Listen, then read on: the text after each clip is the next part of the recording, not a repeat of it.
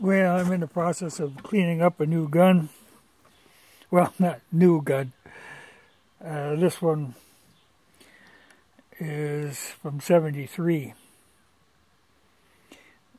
But it's a Marlin 3030. It's a 336A. Not your typical 336 in that it has the short mag, but the 24-inch barrel. Now, I've looked at this a few times, and the only thing I have against it, well, in the first place, I'm not real fond of pistol grips, though they're all right. You know, it's just I've got a preference for the straight grip. The half mag doesn't bother me so much, but it's a micro groove barrel. Now, normally, given my choice, I wouldn't go with a micro groove. Particularly these, I think, are like a 1 in 10 twist, so they're relatively fast. Which is fine for jacketed bullets, not so great for cast. Think of it as kind of on a theory of, like, you don't cut fine threads in aluminum, you cut coarse threads, or fine threads will just strip out. And lead in a fast twist barrel is kind of in the same order. Now, like I say, I've looked at this one a few times and was thinking about it, and it was funny because, you know, the long barrel, you look at a rack of guns and it kind of stood out because of that extra 4 inches. Everything else is the 20-inch barrel. And I've always thought about getting a 3030, though my 32 Special Winchester, you know, kind of filled that need. You know, I've always said that the most practical gun you can have is a 3030. Just the most practical gun. You know, of all the guns, that's the first one you need. You know, the most multi-purpose one. But I've never had one. I know a lot of people have had 3030s, and I've certainly shot plenty of 3030s. But when I got a hold of that 32 Special, for me, being a reloader, there was a lot of advantages in being able to shoot the cast better. You know, like this, I don't think I'll ever shoot cast in it. You know, there's plenty of jacketed bullets available. These are 150 grain Spear that are the flat nose. And I've got some 170 grain Hornady flat nose bullets.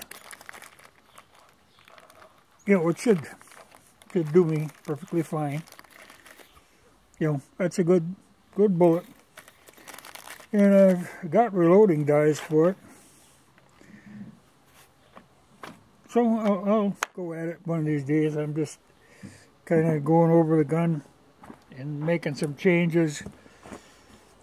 You know, it came with this Simmons, you know, a Chinese-made,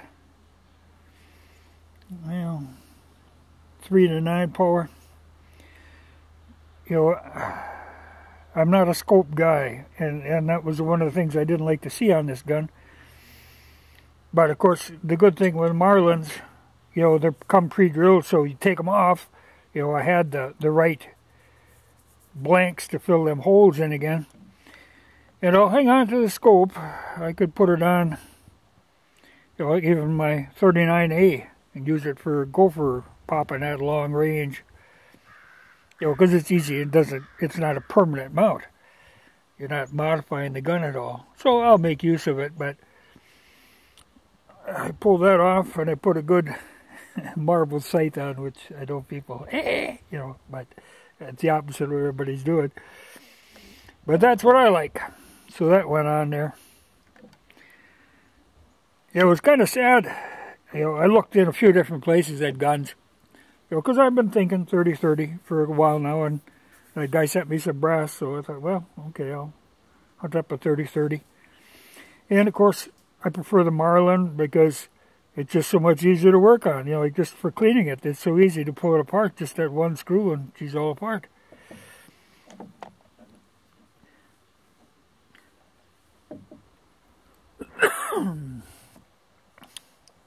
But She needed a cleaning badly.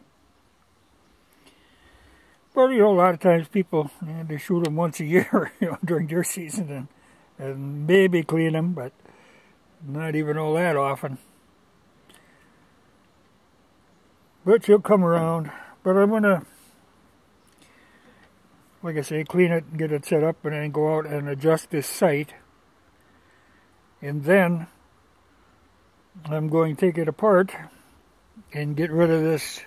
You know, Marlin puts on this really nice wood, or they used to. Let's not say they do because they don't anymore.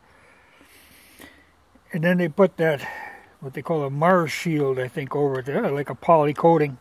Well, this is starting to come through. You know, wore off. So I'm going to get rid of that altogether and go with the pine tar, which is what I prefer to do. Just a much better finish.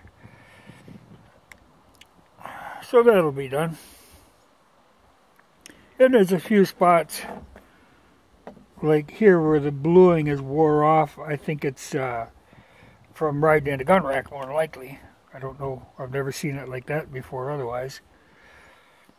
You know, this kind of wear, that doesn't bother me. But like on here now, I want to get that covered. So I've got some of that little bluing in a pen kind of stuff. I'll give that a try and see if that actually works, if it does any good. You know, and normally I would like to see the full-length mag tube, but in reality, you know, I've never, you know, even my 45-70, I can put 10 in it. You don't shoot 10. You know, it's easier than carrying them in your pocket, I guess. But, you know, this I think will hold 6. Well, 6 is plenty. You know, actually, I saw so many years I hunted with a single shot. You know, it isn't like you need a whole, you're not doing a whole flurry of shooting. You know, it's nice to have one for a backup. You know, because if you don't hit them the first time, well, you maybe get a second shot. Maybe in a stretch you get a third. But that's pretty seldom. You know, so 6 is plenty. But it looks to be a nice gun. Got a heck of a nice trigger on it, too. You know, so... And it came with the sling swiveled on it, but then, of course, I was figuring, you know, I've got a leather sling, but I keep switching it from one gun to the other, so I thought, well, maybe I'll buy another one. Well, nope, I could not find a decent leather sling. Well, I could make one that I'll be a lot happier with. But like the guy said, well, I think they quit making cows because there's no more leather. And my reply was, I think they quit making trees, too, because you can't find a decent wood stock anymore. You know, I looked at some of them new ones, and I tell you, it is just disturbing. I'd swear I'll never buy a new gun again. Not if that's the best they can do.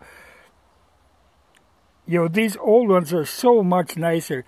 You know, it always makes me think, you know, like people now, the cool thing is they never, you know, every dog is a rescue dog. Well, these are rescue guns. You don't go buy these new pieces of crap that just encourages them to make more pieces of crap. Buy the old ones. Rescue them. Be a much better gun.